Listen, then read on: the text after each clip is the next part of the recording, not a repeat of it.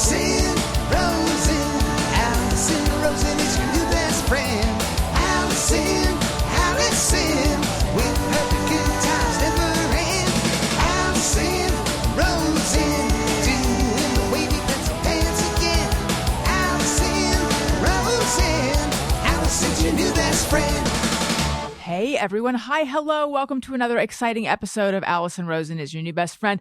I am sitting here in the pod cabin with your husband and mine, although last week he made a large to-do of letting you know that he's more my husband than yours, but he still is yours. It's Daniel Quantz. Hello. Hi.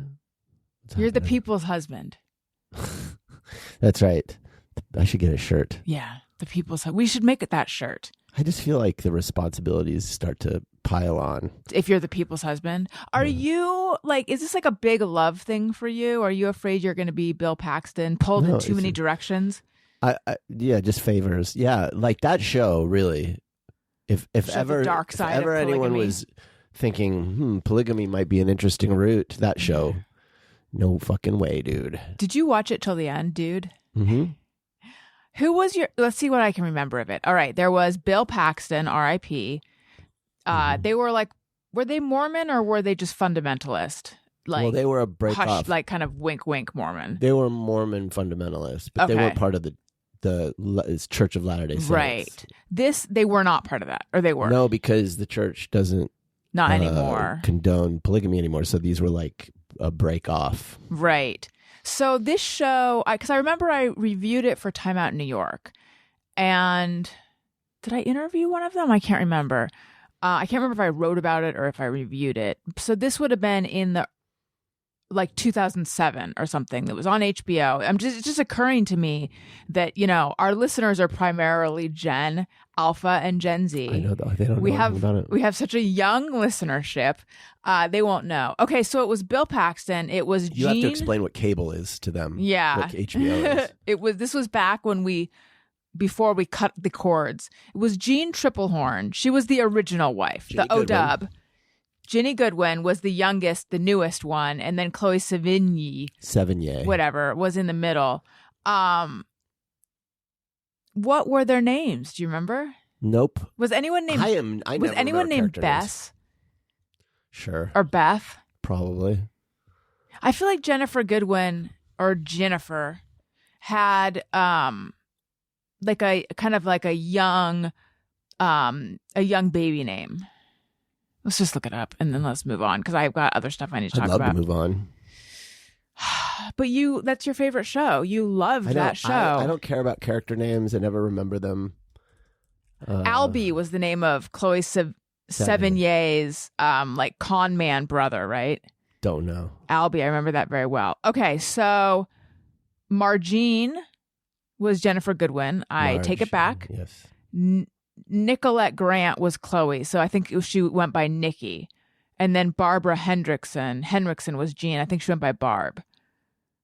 And Albie Grant. Yeah. Everyone is grateful to you for reminding them of that. How did it end? Wasn't he killed? I have no idea. I didn't watch it. Was it out by Albie? Spoiler alert, by the way. You spoiled it. Well, you asked me how it ended. Okay, sorry.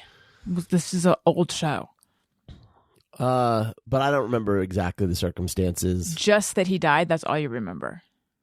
Because I think it ends with the women like coming together and continuing on as a family, even without him or something like that. You know what show I've been thinking about lately? 6 Feet Under. Yeah, I told you. Yeah. That show was a mess, but man, did it end well. Like very few shows, excuse me, you were about to talk in the middle of me. I was, yeah. There are very few shows where I learned something about life that actually I think about a lot, and that may be like one of the only ones. Can you say what you learned about life, or will that spoil it? I think that the general the takeaway from that show for me was that you owe it to nobody to live by anybody else's rules. Gotta tell that to my fucking parents. That you have one life, and it could go at any second.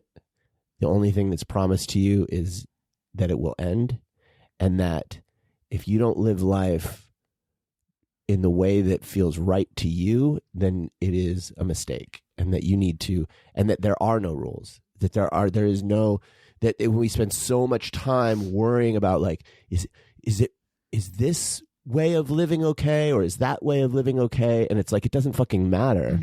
You know, whatever it is, you need to live life the way that you feel is right for you, because you don't have very much life. You know, it's like you have one life. Yeah. And that show hits that point hard, like in a way that really got under my skin. And I have really applied that to my life. I've talked to so many people about it and giving advice. It's crazy. I'm allergic to sincerity. Yeah. Anyway. If you, real fast, I want to say, when a show sticks the landing, it can make up for so much of it. Like, remember that show, was it Station 11? Mm-hmm. Station 19? Station 11. Oh my God, that show was like so hard to get through. I disagree. For me, that show was so hard to get through. It was slow, it was plodding, it was meandering, and other synonyms. But then the ending was so good. I cannot remember it.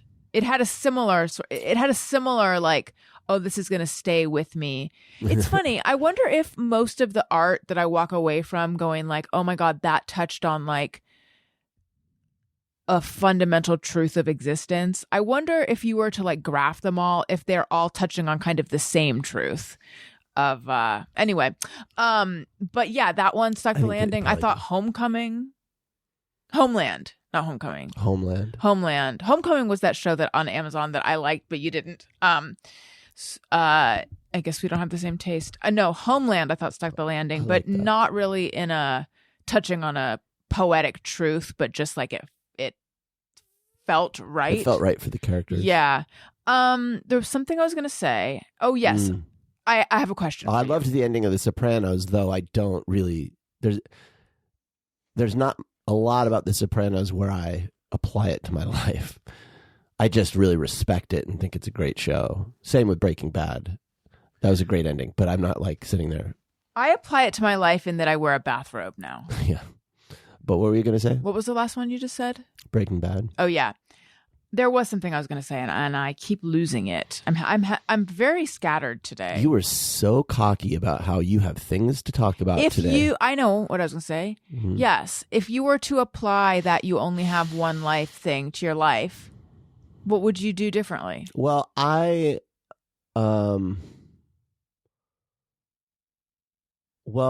mean, for me, it's more subtle because I don't have like an urge to live in any kind of alternative way. Oh, is that what it is touching on? The brother is gay, I think right? It's big and small. Like, I think you've got the character Nate, who's the older brother, and he struggles to know whether to be with this woman or this woman, and you follow his heart or do the right thing. And, it's all against, he kind of like operates against his own happiness. And then you've got the middle brother, what's his name? Dax Shepard? Dexter. Is Dax? No, I'm thinking of Parenthood. Sorry. Fucking Dax Shepard is not in this. God damn. Well, who's the middle brother? The guy who played Dexter. Oh, Michael C. Hall. Yeah, Michael C. Hall, who's gay, but he's very like repressed. Mm-hmm. So his storyline is very much about like becoming okay with himself. And then the mother character, where I feel like it actually hits home almost more than the other characters for me, who her husband dies like before the beginning, like there's no spoiler there. She's like, they're all haunted by their father. Mm-hmm. And then she kind of like goes through this whole journey of like, of these men that she's with, but she doesn't want to live with them. And finally in the end, she kind of like is like, I can just like live how I want to live and have a relationship that's unconventional, and it's okay. I can do that because I can do it on my terms, and I'm allowed to do that because why not? And so I think she's able to find happiness in that. In the end, I don't know. I don't know. Can I say something grim or dark that I was thinking about while you were talking? and also listening to you. You can live your life the way that other people want you to live your life, and you will be resentful. Or you can live your life the way you want to live your life, and you will be punished for it by those people. What? Yeah, and I think that what the answer to that is, like, as you do Strengthen. that, and as you live more fully in the truth, in your own truth, and there will be people who are threatened by that, this will happen. Like, you will face, you will press against pressures in your community, family, whatever, that will not be okay with it, and some people will fall away, and that it just will happen. But that's not. If it happens, it happens. Like, you can't live your life for them, right? You can't make your decisions in life in order to spare somebody's feelings or sense of, like, if they're too afraid to live their life, if they resent you because they feel threatened by you, you can't be responsible for that. Like, yes, but I wonder if these two things are related. I'm not mentioning the second one just yet. This one relates more to what we're talking about. I was thinking about the times in my life that I have chosen myself, or what I think is right, over what someone else is manipulating me into doing, or telling me is what I need to do, or making me feel obligated to do. And the way my family was, I was programmed to behave a certain way.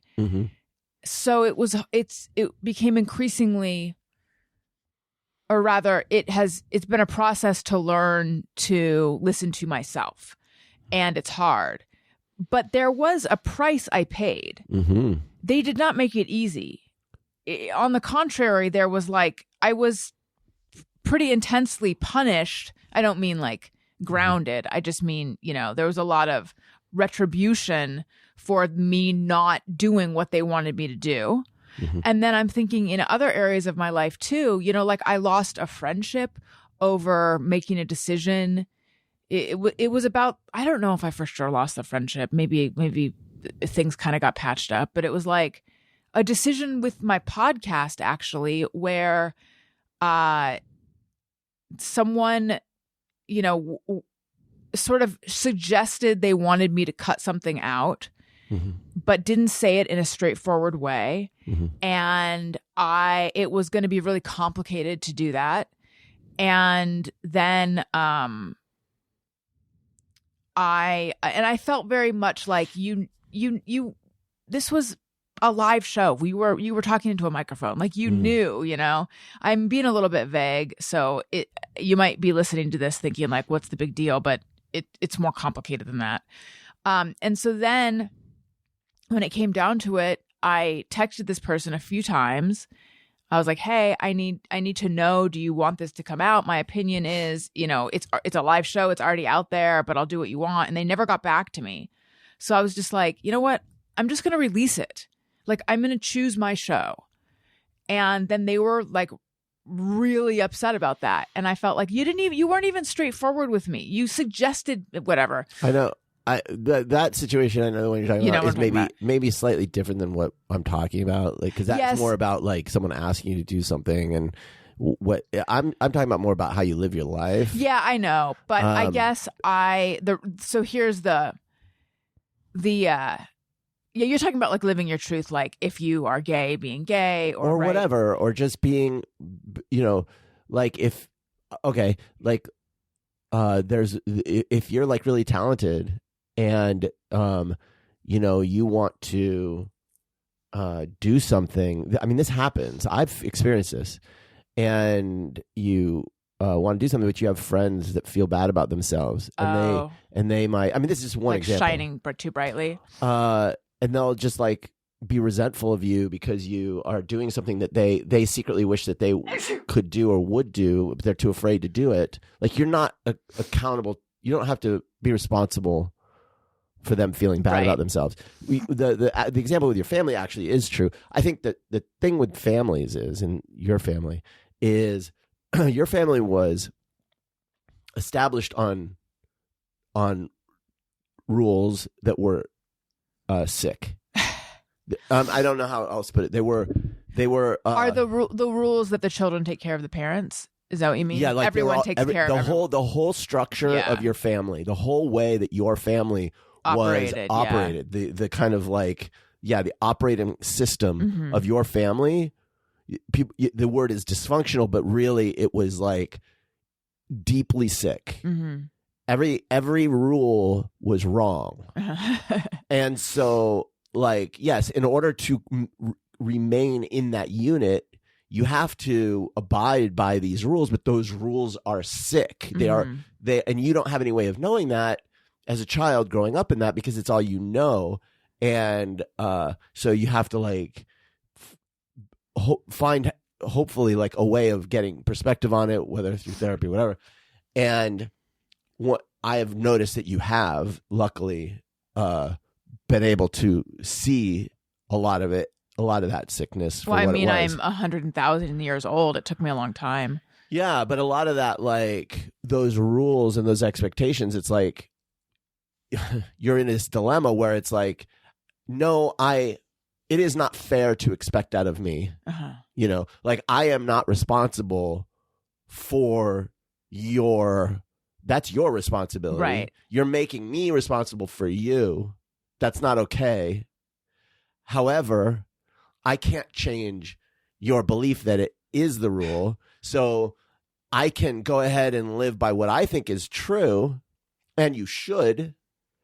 But unfortunately, that means that you may either lose relationships or increase resentment with those people, which is what happened. And so you ended up doing what you thought was right and was right.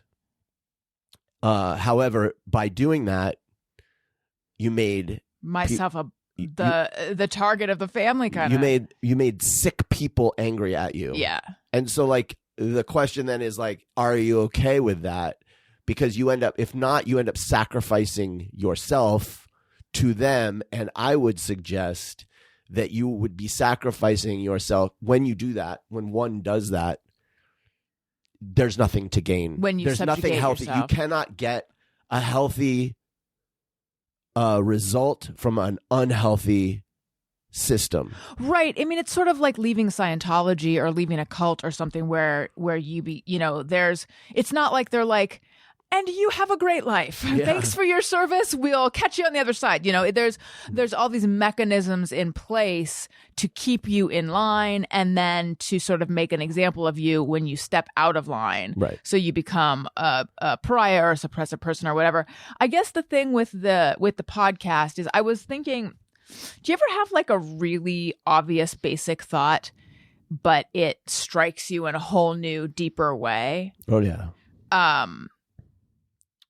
I think that David Foster Wallace wrote about this because I mentioned that to my professor once, and or maybe it was someone else. Someone was like, "You should read David Foster Wallace about this," but I don't know what they're referring to. But I guess David Foster Wallace did talk about this in some way, and I feel like it has to do with like being so cold you can feel it in your bones. But anyway, I was driving and I was thinking that narcissists, only care. They put themselves first. They can only put themselves first. But then I was thinking that people pleasers are also putting themselves first. This is the very basic thought of like, have you heard people say like, there's no such thing as true altruism because someone who's charitable, they do it because it feels good to them. Mm-hmm. So I was thinking that people pleasers are also putting themselves first and I am a people. All right. I identified with people pleaser in this moment because it's like what you're saying. Let's see if I can find it again. I mentioned I'm scattered. What you're saying is the pain of disappointing you is greater than the pain of disappointing myself. Mm-hmm. So I like, and what a thing that is. That it's so much easier to put your own wants, desires, needs on the back burner to say, I am so afraid, because this is what I relate to. I am so afraid of what your reaction is going to be if I disappoint you, that I'll just I won't care anymore about what it is that I wanted. Right. That's like, and that was my truth for many years. And I think that's where the thing with my show comes in, which is like, I said, I'm done living that way. Like, I'm going to look, dude or dudette, I gave you so many chances to tell me what the deal is, but you ignored all my texts. So I'm just going to do what I want to do, which is release the episode. What's best for you? Yeah, what's best for me and what's best for my show and what I actually think is right. Because it wasn't like there was a real reason to, cut out a big chunk of the whatever. But it's like this person knew what they were doing. They knew that they were being recorded, performing live on and performing on a show that was going to be aired. And so it's kind of on them to act responsibly. I felt like they wanted it both ways a little bit. I felt like they wanted to put on a good live show, which I appreciate because it was my show.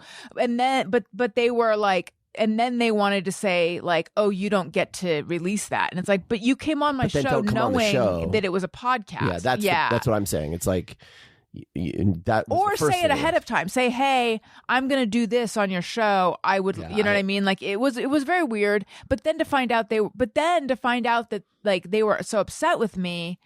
Again, I think we patched it up, but it's not the same as it was. To find out that they were so upset with me felt unfair to me. I think that in order to live, but that person has a spicy personality. I think in order to live in a way that I think is, the right, what I would consider to be the right way to live, the healthiest way to live, you have to become okay with people being resentful and hating you, even like, and it's really hard. It's you have to like find a way, because it is inevitable in a way, and it is a reflection of the sickness. And I use that not in a pejorative way. Really? No, but it's just we're all sick. I mean, like, I don't mean it like you sick. I mean, like, everybody's got dysfunction. I do, for sure. I'm not like enlightened. I fucking have resentments and shit. Like, but that's my problem. Like if I'm resentful of somebody, except for some people, if I'm resentful of them, that's my issue. That's not their issue. They don't have to take it on. They don't have to be responsible for it. And so, but it's really I was hard. Brought up in a way where I have to take everything on and I am responsible for everything. Yeah. But your family was deeply, deeply sick. That's what I'm saying. Yeah. And so like, thank God and this is where like, if you're listening and you're like, well, I relate. And you're in my family. Well, but I'm sure like a lot of people, it's like, this is why therapy is good, because you can't, to bear that burden yourself is too hard. If you were raised believing that this is okay, that something that isn't okay is okay, it's hard to know what the rules are, because you only know the one way. And so a therapist is sort of like, is the value of that is this is a person that can keep you right. Like, okay, no, showing you what the truth like show is. you. It's almost like calibrate you. Be like, this is what normal behavior is. This is what normal healthy behavior is, and this is what's happening. And so you're right to react against that. Be strong in knowing that, because you're going to be pulled back, because that's what happens. And so therapy is really good for that. Which is why cults don't like therapists, because cults, any kind of cult, and I include families, are threatened by that. I'd like to make a book recommendation, The Narcissistic Family. Yeah. Where I saw a lot of my own family. And it's not even necessarily talking about narcissists in a family, even though mine does have that. It's more just talking about when the family system functions in a narcissistic fashion. Like a family is supposed to support and take care of the children, but when the children are expected to support and take care of the parents' needs, then like a tree growing branches, the branches have to like grow in this gnarled way. Yeah. And it's a really good book. I am curious, when you say my family was so sick, like, because that almost made that, I think people might be wondering, like, what do you mean? So what do you mean? Do you not know, or do you just want me to tell you for the show? For the show. Well, I know what I think, but I guess I'm wondering what you think. So, your father was narcissistic. Careful. Just kidding. I believe narcissistic. Yes. Maybe had BPD. There's definitely like that's borderline personality disorder. Yeah, like I think there's a strong case to be made that he had borderline personality disorder. Or I mean, I think they're all considered like cluster. They're all kind of related, but I think too, narcissists, there's a narcissistic rage that's very similar to like a borderline personality. But your dad split a lot. Like your dad like had this tendency to. He made everything black. He was very black and white in his thinking. Right. And your father was from a very abusive home. I mean, like his. So I say this with compassion for your parents. I'm not saying this like with any kind of malice, but this is just kind of what it was. This is just so your dad was like very wounded narcissist. Mm-hmm. Your mother was narcissistic.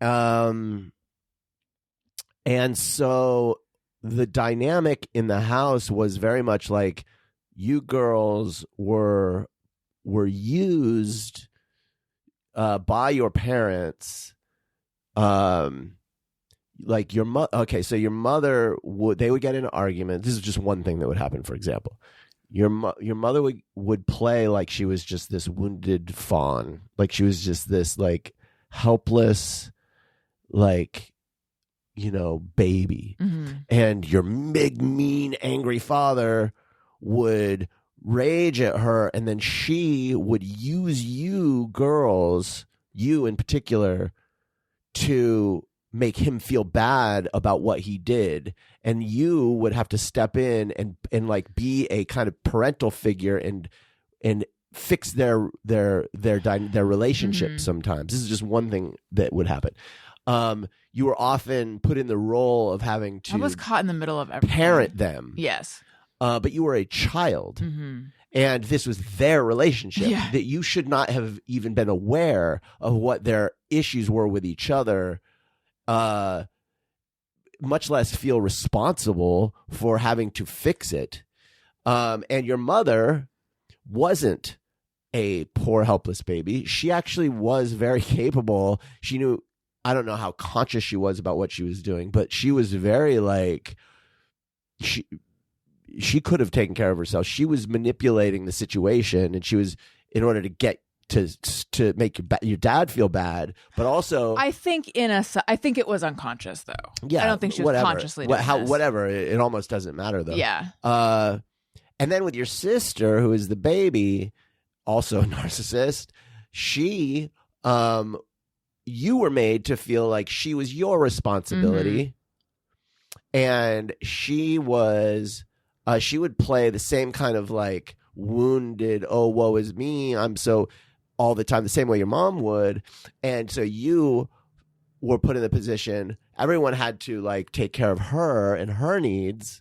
She never had to take care of anyone else's needs, but no one was looking after your needs. Right.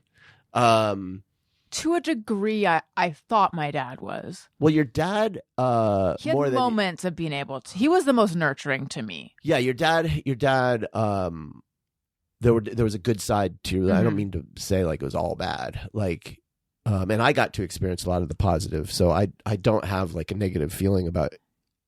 Well, actually, either of your parents, but I do see the dysfunction. What's that like? I know, but I do see the dysfunction there, and sometimes it makes me mad to think of. The way that like you'd have to like if your mom had surgery or something, it's like you were expected to go stay at the hospital with them and shit. And it's like, look, if you wanted to do that, that's great. Like, I'm not saying don't be there for people. Right. I'm just saying like the part that's an obligation. Like if you have other things to, if you had other things to do, well, like if you had a show, children, it would be like they would be mad at you for not like dropping the things that were important to you for something that, like, you're an adult. Like, you can stay the night at a hospital by yourself. Like, this is not something that you need someone to just be sitting there on their phone all night to keep you company. Right. There's probably a lot of things I'm not thinking about, but those are the things that stick out to me, is the way that they would, like, she would make you step in the middle of these fights as a way to, like, get back at him, and really framed everything like he was this monster. And then when I would ask you questions about these scenarios, it's like, it does seem like she was instigating things. It's like, sometimes you'll see dog trainers and they'll be like an aggressive dog and then the dog that they're, like, aggressive towards. And a good trainer will be like, but the dog that's not aggressive is actually instigating. There's something that it's doing. It looks like it's the victim, but it's not. It's not to suggest that the dog that's being aggressive is right. But, like, it's two people, and there's a dynamic there, right? And both parties are responsible. Yeah, he is Your dad did not react. He had anger issues, and, like, the stories you tell me are ridiculous. Like, he just didn't have control over his no one emotionally regulated in the house. No, but that doesn't mean that your mom wasn't doing something. Yeah. Like, I think she may have been, like, trying to draw that out of him as a way of making him look, see, look at him. Like, look what he's doing to me. As my first therapist said, and I've wanted to throw up ever since, it was their dance. It was their dance. And so, like, yeah. And honestly, that was between them. But they should not have. They made it they made you responsible for it, and it's like, kids, like, with our kids, like, I don't want them to be aware of anything about you and I relationship. Right. Like if we're having any kind of, like, a fight or anything, and we rarely do, truthfully, but, like, if we do have a disagreement or conflict, like, handle it when they're not around. I don't want them to feel responsible for my feelings. Like, if Elliot, like, hurts my feelings, like, I don't want him to know that, because I don't want him, not because I don't want him to know that I can be vulnerable. It's not that. It's that I don't want him to feel responsible for my feelings. Right. Like, we'll teach him to be considerate, but me, I don't want him worrying about.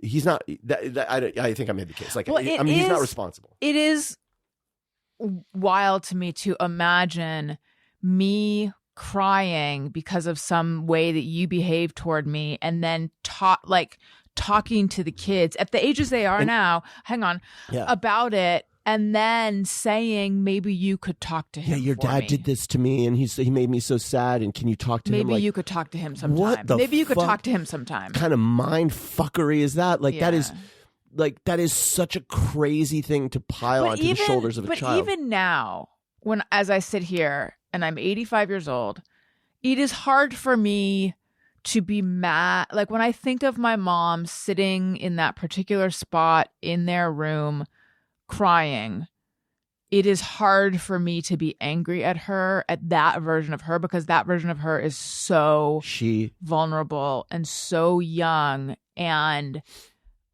my dad's rage was scary and cruel and mean. And so it's like, I do feel that she was abused in a way, like emotionally abused. But she also chose it. It's confusing. Your parents let you know about how they were abused as kids too, so that you were definitely aware of how wounded they were. Yeah. Can I tell this story about the ice cream?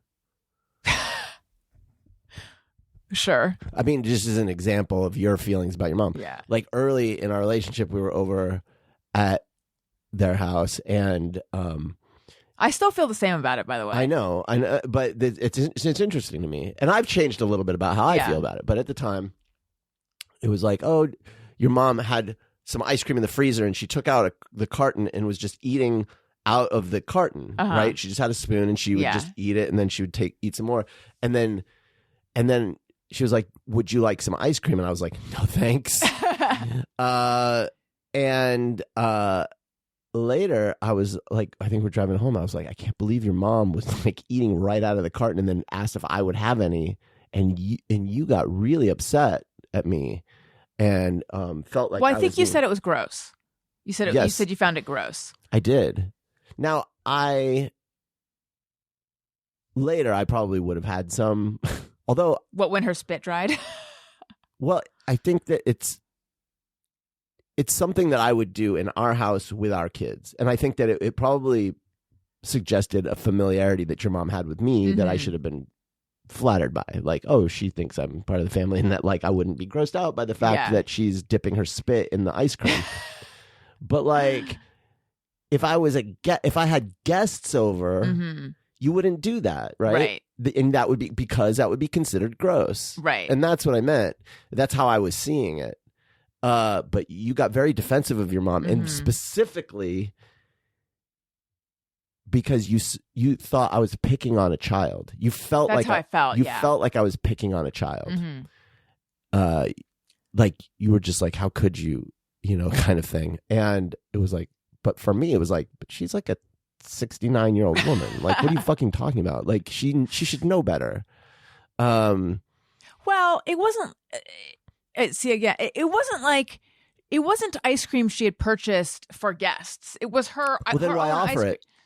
You were probably looking at it. I don't know. Yes, I understand that. Why offer it? I think she clearly probably was reluctant about offering it. Well, that's probably true. Look, I'm not like, again, my feelings about it, that was early. Like, yeah, I mean, it wasn't like it was a cake that they were going to serve that evening and she took it out and started licking it. Like, I think this was like her, she had bought the ice cream for herself. And then I think maybe she was like, oh, wait, did you want some or something? Oh, I certainly didn't get the impression that was the case, but like that may have been the case. That is the case. I'm sure that was the case. Look, if it's her ice cream, by God, she can eat it. But like, but don't be surprised if I think it's gross that that you would offer your spit infused ice cream to me. Like, I don't want it, and I'm not weird for thinking that. No, I know. I don't know. I took it very personally. Like, oh, you think my mom's disgusting? That means you think I'm gross. Well, but you felt like I was picking on her. But I also think the way I was raised with this, like, Rosens are good, Rosens are safe, everyone else is wrong and awful. Oh, I thought there was going to be a I know it sounds like a poem. It is kind of shocking that I was even able to fall in love with someone outside of the family and move on and have a whole life. And get to the point now where I've fully come around, where it's like, this family is safe and good, and my original family I see so much more clearly. But yeah, I was raised very much like the way we do things is right and good and safe, and the way anyone else does things is wrong. And like, I mean, they used to say, you don't understand how lucky you are to have parents who love you. But did you ever really feel safe though? No, but I thought I did. Right. Because yes and no. Yes and no. You did grow up feeling, or at least by a certain point, that love was conditional. That you could. But I didn't understand. No, it's not about what you understood. It's about how you felt. Yeah. That like, oh, if I could at any moment say the wrong thing by accident, and my father will stop loving me. Yeah. And when that's the rule, you are not safe. Okay, like however you think, whatever they're telling you, and they were telling you, you're safe, and I would never stop loving you. Yeah, that's what you're telling me, and I believe it intellectually, but I know because I've seen it. I didn't even believe it intellectually. I was like, no, but I know. You might tell yourself that to feel okay. Yeah, I know because it's happened that you could turn on me. I don't know if the right word is safe or comfortable. I felt comfortable with them, familiar and comfortable with them. Anyway, let's move on to other stuff because I have a question for you and I need you to be honest with me. Oh boy. In the past few weeks, have you ever thought, my wife smells like a skunk? There's something skunky in this house. Okay. Because do you remember? The only one who smells bad is Wendy's breath. Mm-hmm. Do you remember, speaking of old bad breath Wendy, we went to the vet for her heart recheck, and clearly a dog had gotten skunked in the waiting room, or there was a skunk in the waiting room. It was, if you've ever had a dog get sprayed by a skunk, you know what you think of is a skunk smell is like, that's the smell of a skunk that sprayed kind of far away or something. Up close, it's a different smell. It's like burning, and it smells like burning rubber, and it's terrible smell. Very, very intense. And that was the smell in the vet office. So we were there, then we came home. And then in the days following, on and off, I would be like, why do I still smell it? Why do I still smell it? And I was like, I think it just traumatized my nostrils or something. I'm having a smell memory. And then I went and I picked up this t-shirt that I'm wearing right now. I've since washed it. But I picked it up and I went to put it on. Was that the shirt you were wearing? I went to put it on and I was like, oh my God, it's in this t-shirt. Oh, no way. Yeah. Because I thought you were going to talk about your cooch. How dare you? Well, I don't know. But I was going to defend you. It does seem like something I would talk about. It does. Yeah, no, this has nothing to do with my vulva or vagina, as they say. It has nothing to do with my lady bits. Muff. All right. Is muff just the hair, or is muff the whole unit? It's the mound of stuff. Okay, then that's not what I'm talking about. It has nothing to do with my honeypot. I'm just thinking of disgusting terms for vaginas. That's not. Let's think of more gross ones. Axe wound, gash, snatch. Anyway, so sometimes I'll put on clothes to go run an errand, and then I'll come home and I'm like, I don't need to wash these clothes. I wore them for 45 minutes. Right. And that was the case with my skunk t-shirt. I hadn't washed it. And you continued to smell it. That's weird that I didn't. Yeah. I don't even know if I don't know. And then I worried that, has this infected this whole area of my room? Maybe. That area being the pile in the corner where I don't put my clothes away. But anyway, it's now washed. So, okay, I'm glad. So that was problem solved. Okay. The other thing I need to talk about, why do I do what I did last night? Last night was so painful. We put the kids to sleep. And there's always a point in putting them to sleep where I'm like, I could get up. Owen's mattress is on the floor. They have bunk beds. It's like we don't know how bunk beds work. Elliot sleeps on the bottom bunk and Owen sleeps on a mattress next to the bunk beds. So it's like I can lift my aching body off of this mattress and go out and get on with the evening, or I can just close my eyes and curl up and maybe just have a little bit more sleep. Which is what I did. So when I pulled myself out of that bed, stumbled into the family room, I was like, on the one hand, I really want to watch the morning show because I am so hooked now. It took me a long time to get into the season, but I'm there now. Or I can just go to sleep. My body in the way that when you're really like, it would be a relief to just go to sleep. I am so tired. But no, I'm going to eat dinner and I'm going to watch the morning show. So I sat, you were cooking something. I sat on the couch. I fell asleep, fully asleep. I roused myself in order to eat a 540 calorie Stouffer's dinner, which wasn't that good. Swedish meatballs. It wasn't that good. It was not good. And I wasn't hungry. Why did I do it? And then I forced myself to stay awake for roughly 14 minutes of the morning show. You had to watch the whole thing, and I kept making us rewind and then falling asleep. I'd be like, oh, she's falling asleep. I can turn it, because I do not like this show. And so I was like, oh, God, I can pause it. And then you'd be like, go back it up. Back it up. I'm like, oh, fuck. So I back it up. I have to watch some horrible scene again. And like you fall back asleep 3 seconds into it. And it was just like, that happened so many times. Like and then I'm going to have to watch it again because you just missed all of it. I'll watch it by myself. That show is so bad. So anyway, not only do I not know the solution to the mystery, I don't even remember what the mystery was. And it's not a mystery show. I've watched it probably technically like 2 or 3 times. I couldn't tell you what the fucking mystery is either. Like, it's just like so convoluted. Oh yeah, you're like, what's the conspiracy? And I was like, I don't even understand the question to answer it. So anyway, my whole thing is, why did I make that series of poor decisions? It was like I was edging myself with sleep. Well, Why and it's not painful just to you too. That's like, what I'm saying. I'm saying it wasn't. Sometimes it's like I could go to sleep, I could stay awake. But on this night, it was like I am going to physically die if I don't just go to sleep. So why did I force myself to eat a dinner? To like get up and get to bed. Like getting that feels like the longest journey in the world. I should have never. Yes, that's right. But what I'm saying is, why did I not? When I stood there at the precipice. Why did you sit in the couch? Yes. Why didn't I just take myself to bed? I was even encouraging you to go to bed. I know. And you were like, no. What did I say? You're like, no, I want to, because you wanted to watch your stupid show. Like this.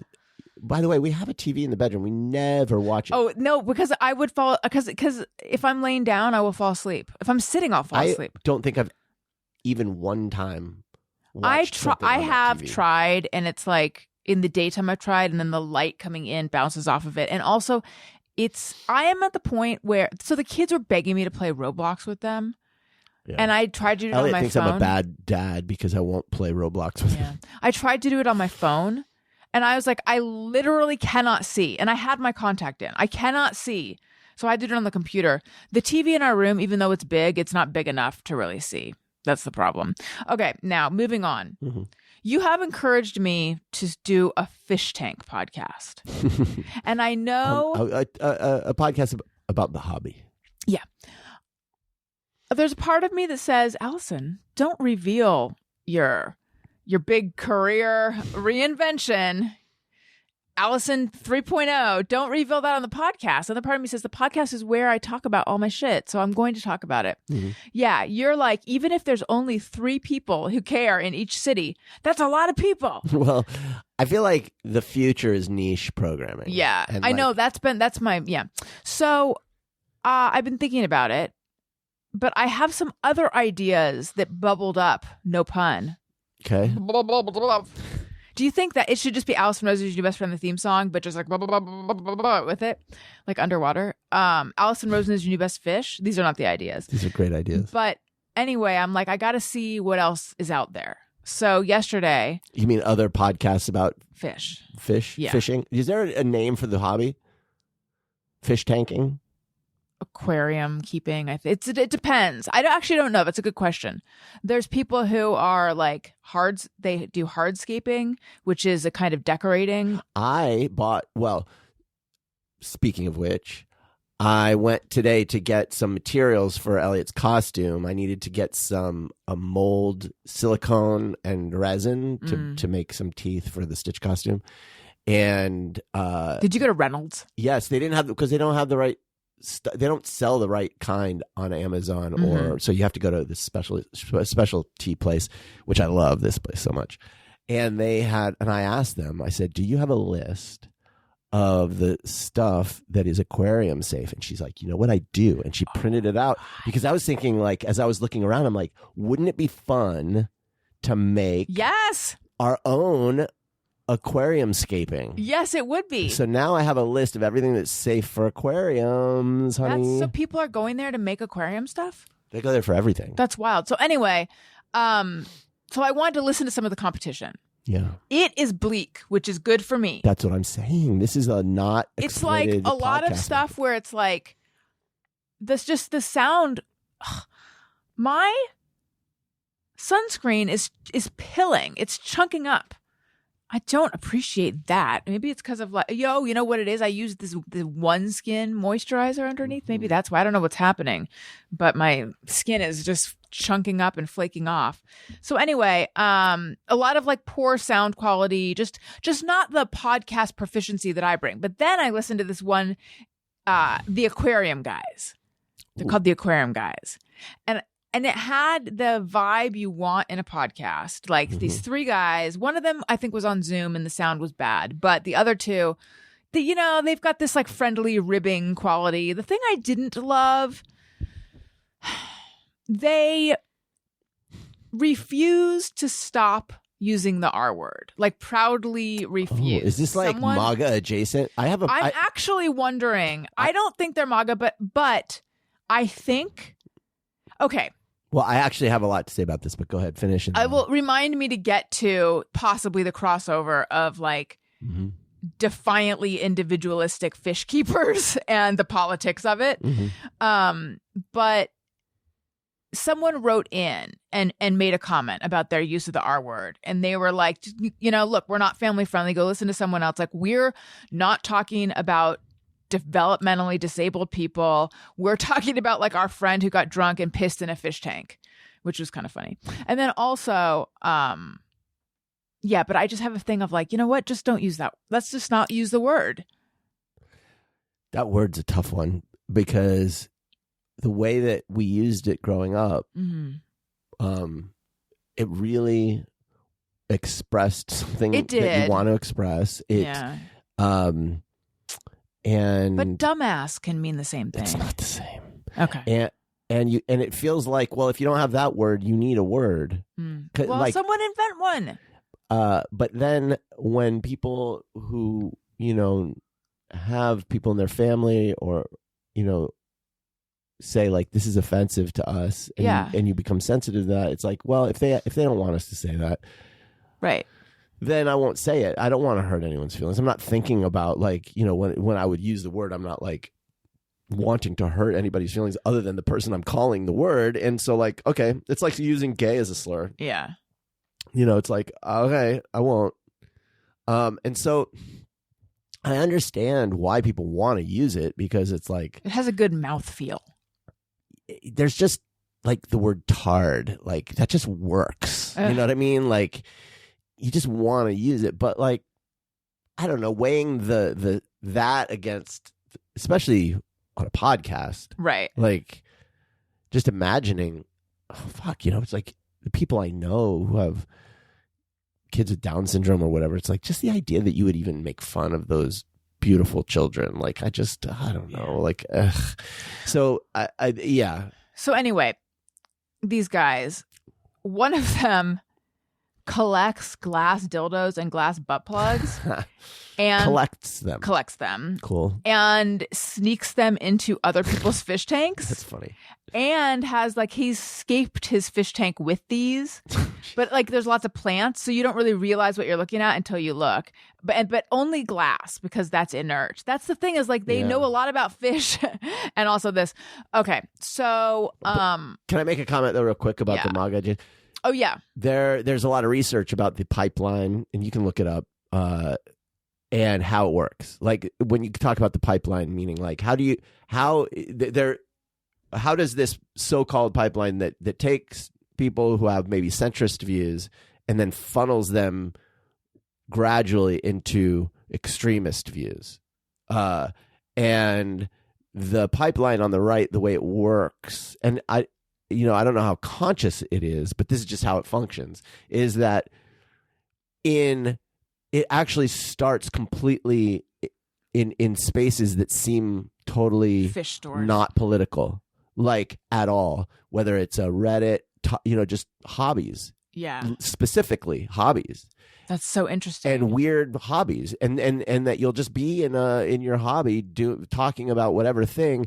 And it's not like, oh, now they're talking about, extremist right-wing stuff. It's that they just sort of use language just like these guys, and it inures you to it. It makes you used to it. And then it'll be like, oh, there's this other podcast and this one's like maybe a little more. And now you're here and now you're in Joe Rogan. And now Joe Rogan is platforming these people who are like talking about maybe Hitler wasn't the bad guy in World War II. And you know what I mean? He did do that. And like, and that kind of like, I hadn't really thought about it like that. Maybe Bin Laden had a point. No. But you know what I mean? Like, and it's just a gradual, it's like a little conveyor belt that just kind of pulls you rightward. So interesting. So I was thinking about it because one of these guys was saying something on this podcast it wasn't political, but it was like, I don't want the government telling me that I can't something. And then, but I don't know what it was like that I can't keep a certain kind of fish, or it was some laws involving fish. But I can't remember specifically what he was saying, but that made me wonder if that is happening. And then if you remember, so Derek, my fish guy, Derek is down to clown. I was worried about something in my tank. This was so many tank worries ago. And I asked him, do you, or maybe he said like, you need an antibiotic or something like that. And I said, do you have it? And he's like, let me check. It was ivermectin. Well, he went on this little rant about how you used to be able to buy it, but then Biden made it illegal and blah, blah, blah, blah, blah. And I was like, oh my God, I'm getting a political rant from my fish guy. What the heck? To a certain degree, just everybody, though, is more politically aware. Right. So but do you, I remember you said, because I was like, what the hell? And you're like, maybe it's not what you think it is. Maybe it's just this. And I did open myself up to the idea that like maybe maybe you don't have to be MAGA, but you could still be upset about some policy. Maybe if you're an animal person, you could be upset about some policy of something, but it's not necessarily political in the way we'd think it is. But then I found his Instagram. Oh, is it like? Oh my God, he's so right. He's like photos of him with like AK-47s in camo. Guy? Yes. He's like he seems so like meek. I know. Is that the word? Yeah, like just. There's this other side of him. He is very, like his bio is an American flag that says like Jesus down one side, and he's like very Trumpy and religious and into guns and stuff. I know, and also fish. It's very confusing to me. Are hobbies right coded? Like, I don't know. That's something I can find out. Like, do leftists? This is an interesting topic, actually. Like, I wonder if finally we found one. Yeah, I wonder if people on the right are more inclined to have hobbies. I can tell you that my family members that are super Trumpy are also super into hobbies. Well, so here's the thing. I was thinking I could do this show about fish, or I could do a show about hobbies. Because wouldn't it be fun? I would love to talk to people about their weird hobbies and what got them into that and stuff. It could be called passions because it's so silly. Or I could do a show about subcultures. I would have to find the subcultures. What is happening? I have a rule in life. More like not a rule, but a credo, a lesson that I've learned. Don't talk about shit on the podcast before you do it. No. Okay. What's a bromide? Bromide. What is that? I don't know. Let me look it up. That's one of those that I have to look up a lot. It's similar to a platitude, I think, but in a negative way. A bromide, a trite and unoriginal idea or remark typically intended to soothe or placate. No, it's not that. But just basically something that I've learned. A cardinal rule. A life lesson.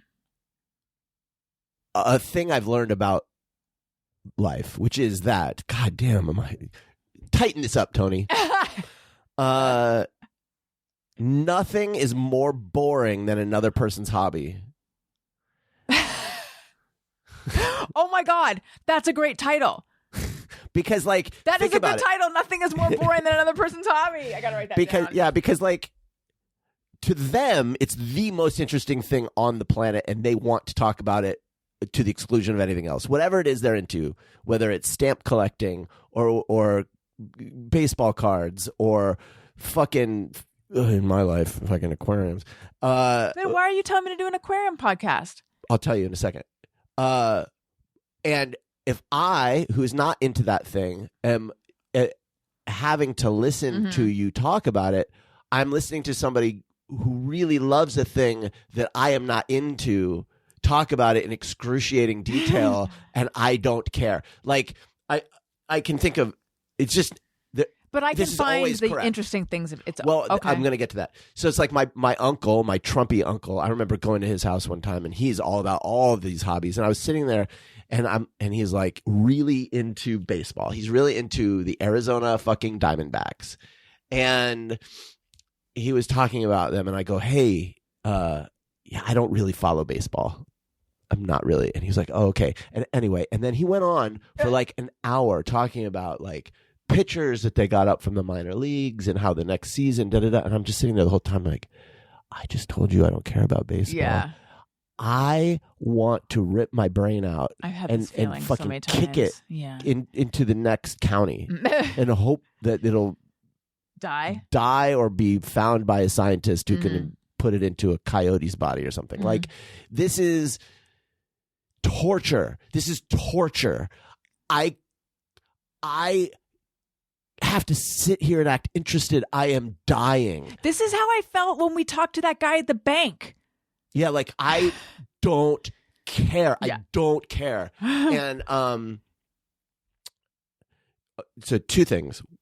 The aquarium podcast would not be for people who aren't interested in it. The point is, with the subcultures, you have a lot of people who are very interested in it. Right, it'd just be for them. And so it would be for them. Right. I don't know if there's a way to make it interesting to people who aren't into it, but that shouldn't be the primary focus. I mean, if you can, that would be great. Like, expand the audience, but you shouldn't count on it. That's number one. Number two, I only say all this because your idea for a podcast, if you can make other people's hobbies interesting to people who do not care, right, then that would be great. I am skeptical. Well, I am just I'm just noodling around on the idea, you know. The subcultures one is interesting from like a documentarian perspective, but I don't know if I have the wherewithal to do that. Things that would be interesting would be like the dramas within the... Yeah. So like, if you're going to tell me about dramas within your quilting society, I'm there. I am all about it. I want to hear about it. But I don't want to hear about the quilting. Like, do you know what I mean? Like, I don't want to hear about the hobby because I don't care. But I do want to hear about the drama and the tea and the fucking ways that that people are resentful of, because there's always that in any subculture. There's always like crazy drama, right? Like in the fish keeping community, and this is just or in the dog breeding. Like when we found with the dog breeders, they're so catty. They all know who each other. Oh my god, yeah. And it's fascinating, because you're like, oh, they'll talk shit about each other constantly. That's good. That's good stuff. But see, like I have a friend right now who's become obsessed with figs because he moved into a house that has fig trees, and he's like, hey, fig fam. And I think it had to be interesting. Please tell me it's called figging. Oh, I don't know what it is. I don't know enough about it to know, but I think maybe I'll do a Patreon with him and just see what's there. I once got cornered at a wedding by two guys that were into shrooming. And they were like all talking to me like as though they could convince me that this was something that I would ever want to do. And they were really determined. About raising mushrooms? No, I thought you meant like doing mushrooms. No, going out into the woods to find mushrooms, foraging. Yeah. And it was like, guys, it ain't happening. What wedding was it? It was a wedding in Topanga Canyon. Oh, this was with your ex. Yes, but the wedding, they practiced a Native American religion. They were both white. I don't know if this is problematic. And so they were married by a shaman. It was interesting. This is so Topanga Canyon. Oh my god. It was actually really nice, but it was very like unconventional. We should take Elliot to Inn of the Seventh Ray. I think he might appreciate it. I feel like we had a bad food there last time we went. The most of the times we've gone, it's been bad, but it's still beautiful. We should just bring our own food and go to that restaurant. I'm joking. Listen. Topanga has a great little outdoor theater there, though. Theater. I have to go because I have to go to physical therapy. Look at you. I would like to thank all the guests on the show and all of the listeners. I would like to remind you that I'm on Patreon. Patreon.com/Alison Rosen. And I'm also on Substack. AlisonRosen.substack.com. Daniel, thank you for joining.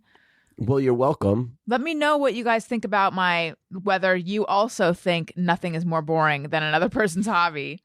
Thank you for listening. I love you. You matter. Goodbye. Hey, do you know about the Alison Rosen Show?